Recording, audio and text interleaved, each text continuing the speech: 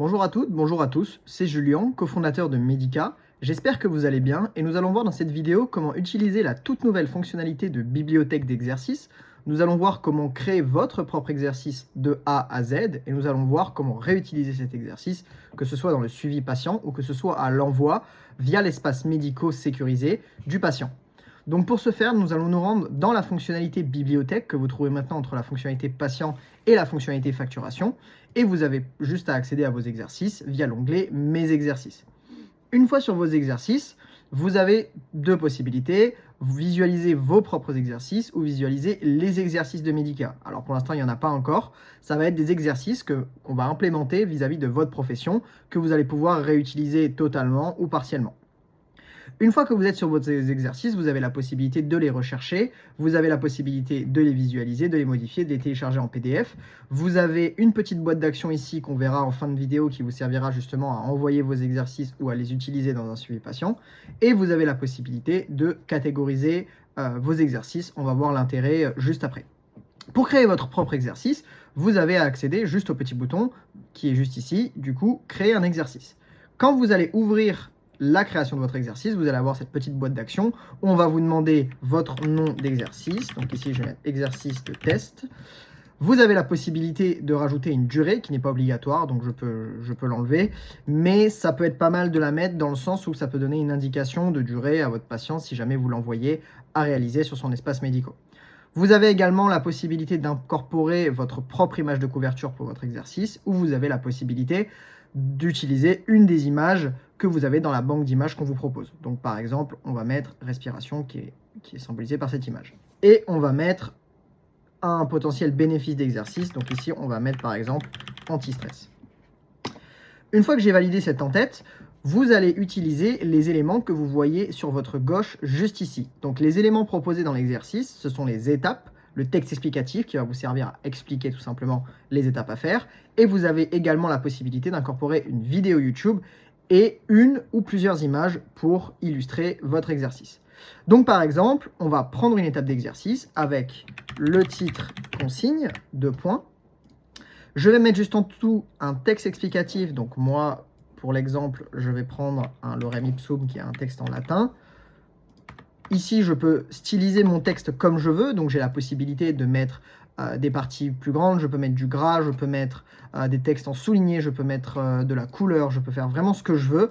Ce qui est pas mal, c'est tout ce qui est liste. Donc ça vous permet par exemple de montrer, on va dire, les étapes, les différentes étapes. Donc étape 1, faire ci, étape 2, faire ça, etc. Donc ici, j'ai par exemple la possibilité de faire l'exercice en plusieurs étapes, donc mettre une première étape, ensuite de faire mon texte explicatif, de mettre une autre étape, par exemple déroulement, et ensuite de remettre un texte explicatif en dessous. Ensuite, au niveau des vidéos YouTube et des images, donc si je veux mettre une vidéo YouTube, que ce soit votre propre vidéo YouTube ou une vidéo YouTube que vous reprenez de quelqu'un que vous trouvez intéressante pour illustrer votre exercice, j'ai juste à faire glisser vidéo YouTube, à aller prendre le lien que je souhaite mettre. Donc par exemple ici, c'est un exercice de cohérence cardiaque, donc je vais mettre cet exercice. Et voilà, là j'ai mon exercice, donc que moi je peux visualiser à cet endroit-là, donc j'ai la possibilité de mettre play la vidéo, pardon. Mais bien sûr, vos patients vont la voir également donc, dans leur exercice. Et j'ai également la possibilité de mettre une image ou plusieurs images. Donc ça, on va me demander les images à incorporer. Par exemple, cette image-là. Je peux mettre une petite description. Donc on va mettre respiration, illustration. Donc vous pouvez mettre vraiment le texte descriptif que vous voulez en fonction de l'image. Donc par exemple, si votre exercice comporte plein de textes explicatifs, que vous voulez mettre une grosse image avec plein d'images à la fin pour dire voilà, telle étape correspond à telle image, etc. etc. Vous pouvez passer par ce biais-là. Donc moi, je vais en mettre qu'une et j'ai plus qu'à valider.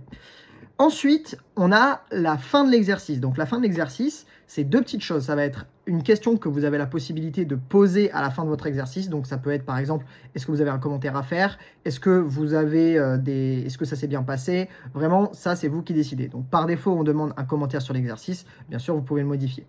Vous avez également la possibilité de demander une note donc, dans cet exercice. Ça peut être super intéressant pour savoir si l'exercice s'est bien passé ou s'il y a eu un problème. Donc moi, je vais laisser la note et j'ai plus qu'à valider. Une fois votre exercice terminé, chose super importante, il faut le sauvegarder. Si vous partez à ce moment-là sur une autre fonctionnalité et que vous ne sauvegardez pas votre exercice, votre exercice ne sera tout simplement pas sauvegardé. Donc, je vais sauvegarder mon exercice. Maintenant que mon exercice est fait, on le voit juste ici, du coup, exercice de test. Ici, si j'ai envie, j'ai la possibilité de le catégoriser. Donc, je peux faire ajouter une catégorie, prendre par exemple mes catégories qui sont disponibles, donc par exemple respiration, et je peux créer par exemple une autre catégorie, par exemple une catégorie adulte, mettre une petite couleur, je crée la catégorie et je valide les catégories. Donc, ça va me servir ici plus tard à filtrer mes exercices. Donc, je peux dire, voilà, moi, je cherche que des exercices de respiration. Et là, j'ai que des exercices de respiration. Et si je cherche des exercices de respiration adultes, je clique sur respiration et sur adulte et on va me proposer que des exercices de respiration pour les adultes. Ça va être intéressant à partir du moment où vous allez avoir vraiment 20, 30, 40, 50 exercices. Et là, ça deviendra plus intéressant. Nous allons voir maintenant dans un second temps comment utiliser l'exercice, que ce soit dans le suivi patient, que ce soit à l'envoi.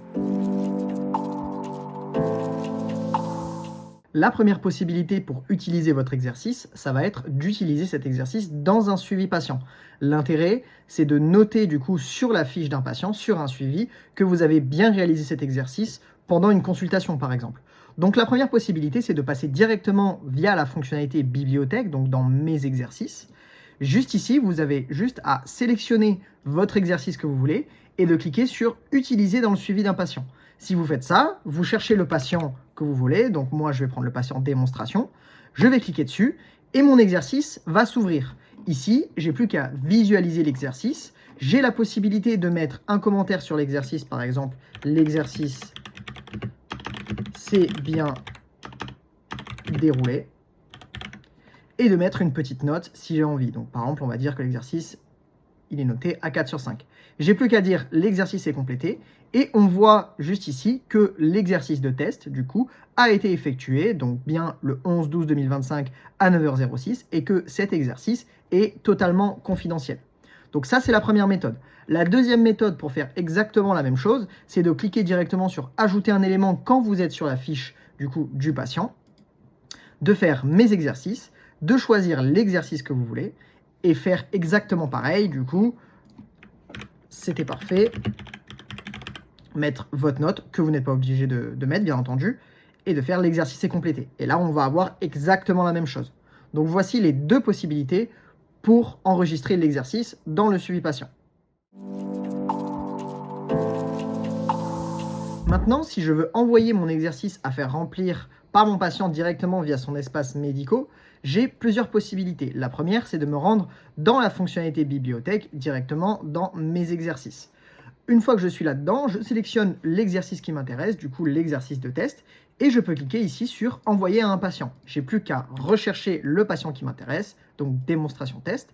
Ici, on va me retrouver l'email qui est renseigné sur la fiche patient. Bien entendu, si l'email n'est pas renseigné, on va vous demander de le remplir à cet endroit-là. J'ai la possibilité d'ajouter une note facultative qui va se mettre dans l'email et dans l'exercice sur l'espace médicaux. Donc par exemple, ça pourrait être à réaliser avant la prochaine séance. Ici, j'ai plus qu'à faire valider et partager au patient. Et maintenant, l'exercice a été envoyé au patient. Mon patient a été averti par email et il pourra le remplir sur son espace médicaux. La deuxième possibilité, c'est de me rendre directement sur la fiche du patient. Donc je vais accéder à la fiche. On voit que mon exercice de test a été envoyé à effectuer, donc ce qu'on vient de faire juste à l'instant. Je peux également faire ajouter un élément, sélectionner mes exercices, sélectionner l'exercice qui m'intéresse, faire envoyer au patient et faire exactement pareil. Donc ici, exercice B, parce que du coup, je vais avoir l'exercice en double, vu que j'ai envoyé un exercice juste avant. Donc je vais faire valider et partager au patient. Maintenant, en tant que patient, si je vais sur médicaux, j'accélère un peu le processus, je me rends sur médicaux, on voit que mes exercices à effectuer se retrouvent à cet endroit-là. Donc ça, c'est le premier qu'on a envoyé, donc à réaliser avant la prochaine séance, et l'exercice B qui est juste là. En tant que patient, j'ai juste à faire ouvrir l'exercice. Bien entendu, votre patient peut le faire via ordinateur ou tablette ou téléphone, hein, bien entendu. Donc je peux faire ouvrir mon exercice, et là, on retrouve mon exercice de A à Z avec les consignes, tout ce qu'on a fait en début de vidéo, le déroulement, la fameuse vidéo YouTube que je peux visualiser à cet endroit-là, et mon image avec mon petit texte explicatif. En tant que patient, j'ai plus qu'à mettre un petit commentaire en disant, par exemple, je n'ai pas compris l'étape 2. attribuer une note, donc on va dire par exemple 3 sur 5, et dire l'exercice est complété.